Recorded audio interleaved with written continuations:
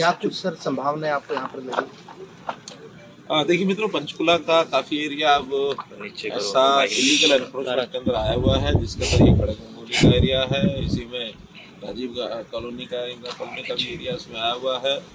वर्षों से इसकी प्लानिंग चल रही है, लेकिन उस प्लानिंग को हम अभी तक नहीं चला पाए हैं। लेकिन अब हमने उसको विचार किया कि ये लैंड का जो पीस है 59 एकड़ यहाँ लैंड बनाई गई है, जो अपनी सबने देखी है, और इसमें किस प्रकार को उनको रिहेबिलिट किया जाए, रिसेटलमेंट सारा सिस्टम इसका बना करके HSVP के ज़िम्मे में लगाया है, उसको कैसे करना है। ये जो लैंड है इस 59 एकड़ में कुछ एरिया जैसे बताया जा रहा, फॉरेस्ट का भी है, कुछ PWD का भी इसमें कई ऑफिस बने हुए हैं, उन सबसे बात करके मीटिंग करके इसको ज़मीन को क्लियर करके और फिर इसकी योजना बनाएंगे। और जो स्टेक होल्डर्स हैं, खास करके जो एनक्रोचर्स हैं, इनके साथ भी कोई शर्त तय करके उनको कुछ कम्युनिकेट करना पड़ेगा। कुछ पैसा उनके द्वारा लगवाएंगे, कुछ सरकार लगाएगी, आवश्यकता पड़ेगा तो बैंक से भी लोन लेकर दिया जाएगा। और ये लगभग कितना 7,000 में 7,500 ऐसी ड्यूटीज़ हैं जो आइडेंटिफाई की गई थी उस समय, उनको सबको इसका लाभ जो है वो मिल सकेगा। साथ ही घर एरिया में कुछ लैंड ऐसी है जो एक्वायर की थी HSVP ने, लेकिन उसका भी उपयोगिता इसलिए नहीं है कि वहाँ बहुत ज़मीन नीचे है, और उसका भी मैंने आज कहा है कि कितना घर को सेव करते हुए, सुरक्षित उसका पानी का बहाव करते हुए उस ज़मीन का उपयोग हम कैसे कर सकते हैं, उसकी प्लानिंग के लिए आज मैंने बोला है। तो ये मीटिंग करके और उसकी जानकारी देंगे ताकि ठीक सम्यक विकास हो सके, किसी को बाधा ना आए, लेकिन इस विषय को जो वर्षों पेंडिंग है इसको पूरा कर सकें। सर स्लम को लेकर जैसे अगर बात करें पंचकूला तो चलो सर 3-4 कॉलोनियाँ होगी, फरीदाबाद में बड़ी कॉलोनियाँ हैं, गुरुग्राम में है, पूरे प्रदेश के अगर परिदृश्य ऐसे देखें उनको लेकर कोई बड़ी प्लानिंग की, पूरे हरियाणा में जो स्लम फ्री है उसको किया जा सके, इस तरीके से कोई बड़ी प्लानिंग? वैसे तो ये हर शहर की अपनी अपनी प्लानिंग बनेगी, क्योंकि किस शहर में कितनी ज़मीन अवेलेबल है और किस शहर में किस टाइप के वो लोग हैं।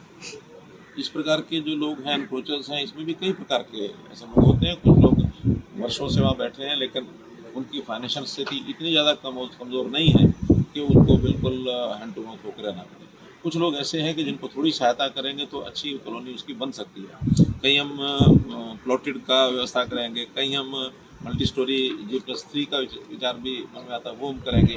आज प्रातःकाल में चंडीगढ़ का जो रिसेटलमेंट 2012 में हुआ था, फिर बाद में 2020 में हुआ, वहाँ धनास का एरिया है या मलोया, दोनों कॉलोनीज हमने स्पीकर साहब और मैं दोनों गए थे केवल इसी पर्पज़ के लिए कि उनको कोई कठिनाई या कोई है रेजिडेंट्स को तो उनकी जानकारी मिल जाए। एडमिनिस्ट्रेशन के लोगों से भी हमने बात की, उसी में से इसका बहुत जल्दी प्लानिंग बनाने के लिए कई मॉडल हैं। इसमें इन सीटू मॉडल भी है और प्री अलॉटमेंट भी होती है, और बैंक से लोन लेकर के उनको देने के बाद वो भी होती है। ऐसे कई मॉडल हैं, उसमें किसी न किसी मॉडल पर काम करके अल्टीमेटली गोल ये है कि जो एनक्रोचमेंट करके बैठे हैं उनको भी मकान मिल जाए, सुविधापूर्वक उनको उनकी क्षमता के हिसाब से ये चीज़ें हो सके। ऐसा सब जितना आपने सुना उतना ही मैंने सुना, क्योंकि उस मीटिंग में मैं तो उसमें उपस्थित नहीं था। लेकिन अच्छा है, किसी एक बात के ऊपर अगर सहमति बनती है और एक दूसरे को नज़दीक आते हैं। अभी तो 2 दिन का समय लिया है, किसानों ने भी, उनके संगठनों ने भी कहा कि इस नए विचार के ऊपर हमको सोचने का समय दिया जाए। सरकार ने भी जो भी उसके जितने भी फॉल आउट है उससे विचार करना होगा, ताकि कोई ना कोई रास्ता निकल करके किसानों को भी संतुष्ट हो और सरकार के ऊपर भी बोझ ना पड़े। यानी एक विन विन सिचुएशन कैसे बन सकती है उसका विचार करते हैं। सर 3 दिन बाद आप बजट पेश करेंगे, तो बजट पेश करते हुए आप हमेशा अंत्योदय की बात करते हैं। जैसे जो गरीब आदमी है वो कितनी उम्मीद करें बतौर वित्त मंत्री आपसे? देखा जाए तो आज का ये मेरा भ्रमण है उसी कारण से ही है कि इन गरीबों को भी सुविधापूर्वक इनके मकान बना के दिए जाए। और अंत्योदय की बात करते हैं, लोकहित की बात करते हैं, निश्चित रूप से इस बजट में उसकी जरूरत मिलेगी। फाइनली जब पेश हो जाएगा तब। सर आखिरी सवाल, राष्ट्रीय परिषद की बैठक हुई दिल्ली में 2 दिनों की, अधिवेशन में क्या कुछ निकला सर? देखिए, क्योंकि चुनाव से पूर्व की राष्ट्रीय परिषद की बैठक थी, तो मुख्य रूप से आगामी लोकसभा चुनाव उसी पर फोकस था। नीचे से नीचे की इकाई पर कैसे तैयारी की जाए, बूथ के ऊपर तैयारी। हमारी तैयारी वैसे तो सब पार्टियों से सबसे ज़्यादा है, लेकिन फिर भी एक रेगुलर एक रूटीन भी है और वैसे भी लगातार इन चीज़ों को संभालते रहना चाहिए। हम हर बूथ से आगे पन्ना प्रबंध तक जा चुके हैं, लेकिन ये जो समय तैयारी का है इसमें सब लोग उत्साहपूर्वक लगे हैं।